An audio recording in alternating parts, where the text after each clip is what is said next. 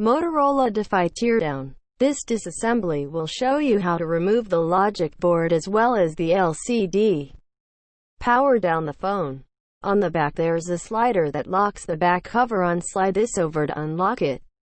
Remove the battery and SIM card as well as the micro SD if one.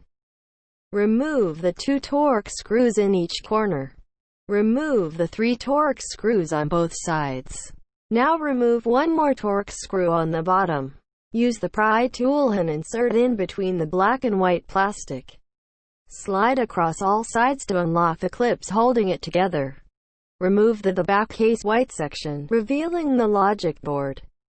Use the pry tool and detach the digitizer cable and LCD cable from the board. Lift the logic board out of the phone, revealing the LCD.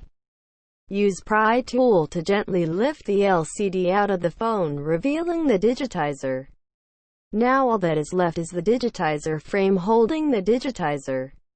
To remove a broken digitizer, heat the front edges of this frame to soften the digitizer adhesive and pry away from the frame. That's it. Now just follow these steps in reverse to put your phone back together.